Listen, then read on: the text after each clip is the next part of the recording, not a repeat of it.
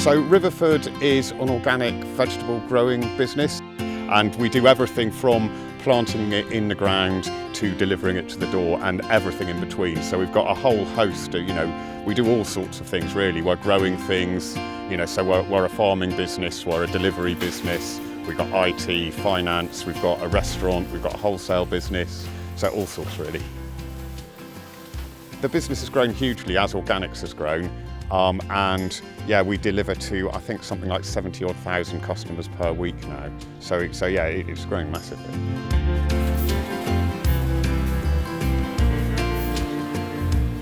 Guy, who founded the business, started thinking about going employee-owned well over a decade ago now, and I can remember him mentioning it and suggesting that it should be funded by employees sacrificing their bonus until it was paid off, and there was no desire for that at all, no interest whatsoever, and it kind of drifted and got slipped into the background really. Yeah, I think Guy was talking about it for 10 years, thinking about his succession and who he was going to pass the business to. He really didn't believe in inherited wealth. He didn't want to pass it to his children. And we looked at lots of different models, from the cooperative model, and then we looked at employee ownership, and we had some conversations with John Lewis at the time. And then roll on about 8 years, Guy turned to me one day and said, "Are we going to do this thing? Are we going to move into employee ownership?" And I said, "Well, is that a decision?" And then we took 2 years from that point to plan it and plan that transition into employee ownership. And it was quite an involved process going through it. So we had a steering committee, so to speak, that sat for a good year, 18 months, where we went through all the pros and cons of employee ownership, what models we wanted to go for, whether it should be direct or indirect, or a hybrid of the two, how the council should be structured, things like that. And yeah, and it took a while to get sorted. And through that time, I don't think anyone really knew, even talking it through, how it was going to end up. I think it was right that we took that time to move into employee ownership, so we really did a lot of work on the culture, making sure it was ready, and really involving and engaging with what would be our co-owners about why Guy was selling and why we felt employee ownership was the right thing to do. Yes, it wasn't an easy decision, the structure and that first decision, and I didn't know it was the first decision at the time, that you had to decide, did you go for direct ownership, where people hold shares? Did you go for an indirect trust model? We spoke to a lot of other companies about the model that they chose, and initially we were all for a direct, co-owners holding shares and having skin in the game, which is what Gripple used to say to us when we met them. And we actually went out and involved a group of co-owners on what they wanted to do. So actually we modelled what shares might be worth going into the future, and did we want to do direct or did we want to do a trust model like John Lewis? And actually co-owners decided that the trust model was right for us, mainly because we have a lot of seasonal co-owners, some from the farm that have come back year on year for 10 years but aren't with us long term, and it would have been difficult to include them in a direct share model. So we felt, with the values we have, with that sense of fairness of everybody being part of the business, that the trust model was the right one for us. So initially Guy sold 74% of his shares into trust for the benefit of all the co-owners, so quite a brave move to do so much as a step one. To go through the employee ownership transition was a bit strange really. All I heard about was profit share at the time and how it was going to go up. But once it did transist over and I became a counsellor, it was so much more than just that bottom line. It's answering or getting your questions answered by those who are responsible, and really holding people to account for the decisions that make the company grow. I mean, I think Riverford's a good example of good governance, partly because right from the beginning, so before we went employee owned, then the board and Guy, the founder, were consulting with, well, workers at the time, co-owners now, and so we were involved in that process of, do we go direct or indirect model, or do we go a hybrid model? And there was arguments both ways, and there were people who disagreed, but it was all done very amicably. And because of that, I really think we've got a strong council and a strong governance system.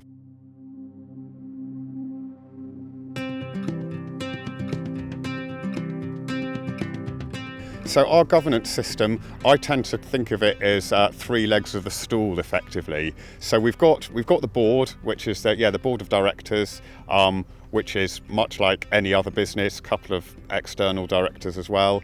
And then we have the council, and the council are elected from across the business and represent all departments. So everything from the drivers to the pickers to the packers to the IT team, everyone's represented there. And you don't nominate yourself, you don't put yourself forward for the council.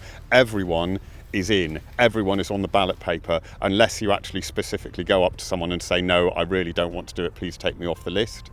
Because I think one of the dangers of all of these sorts of things, I mean, politics is a great example of don't vote for someone who says vote for me. And there is a danger that going down that system, you're going to end up with a bunch of big mouths on the council, really, and the loudest voice isn't necessarily the best voice. So I think this way, we've had some people elected on the council who are surprised themselves. You know, they weren't expecting to be voted on, but their co-owners and co-workers within their department thought, you're a sensible person and you all represent our views really well. And they felt really complimented about that. And so whereas they would never have put themselves forward because they'd have thought, person X wants to do that, what's the point of me doing it? Everyone will vote for them. And I think that's a really critical part of it. The co-owner council really just demonstrates how everybody's voices are heard, and it doesn't matter kind of what position you're in at Riverford, whether you are a production team member, senior manager, everybody has the same opportunity and everybody gets a say in the decisions. And I think that's something that I've never had at another organisation that I've worked with, and I definitely think that's something quite special and unique to Riverford. They're the eyes and ears of the business, so they're very much in tune with what's happening across the business. They bring perspective to us as a board, and I genuinely believe, as someone responsible for finance and people, that they help me do my job better because I'm aware what is happening on the ground. You know, sometimes they've brought issues around quality, service to our customers, and really challenged us on that and brought key information to light that we've been able to shape our communications, shape our thinking. They bring real perspective to us as a senior leadership team. We also have a trust board which is made up of 2 external trustees who are kind of wiser individuals that have been there and seen business, and then we have 2 co-owners who are voted on from our council, and that's the most senior body that we have in the business, and they hold us to account as a board. I mean, I'm privileged enough to be one of the co-owner trustees as well as on the council, and they can take that, slightly more distant view, because the purpose of the trust is to primarily just to make sure that we are working along the lines that the founder set out in. We've got this document, the Guy's founder's wishes, of how he believes the business ought to be run, and the council and the trust sort of effectively make sure that we're on track with that. We are treating people right, we are treating customers right and suppliers right. So in addition to the trust board, the co-owner council and our normal executive board, we also have a remuneration committee. I don't think we've quite cracked that bit yet, actually. Everything else is working quite well.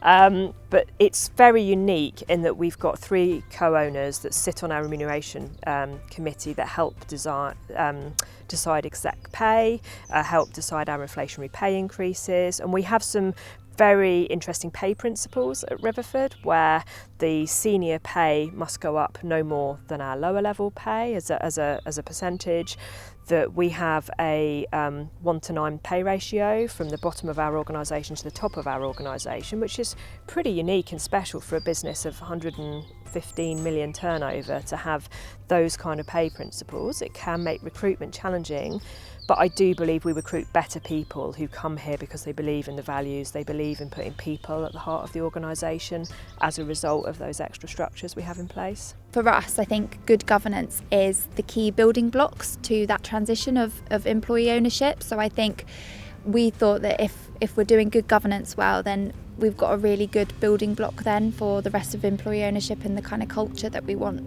at Riverford.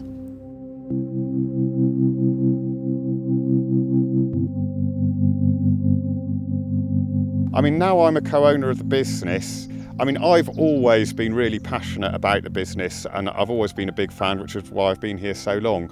But I really think it it encourages people to think about it more, because it is everyone's business now, and it's about making the business better for everybody, not about my department. You know, I'm on the council not representing the farm, I'm representing the business, but I've got a farmer's perspective on that.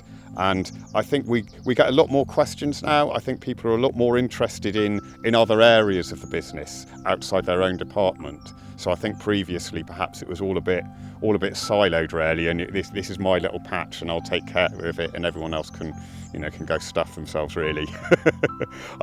That's exaggerating, but it's that kind of mentality, and now everyone's interested in what everyone's doing really. Since we moved into employee ownership, we have become a more successful business, so more profitable. And I remember our finance director at the time saying, I can't really explain it apart from the fact that it has to be due to employee ownership. And I think because everybody cares about the money, everybody's thinking, oh, why are we spending that? Is that a silly decision? Could we do that in a more cost-effective way? So I think everybody deeply cares about the organisation and where we're spending our money.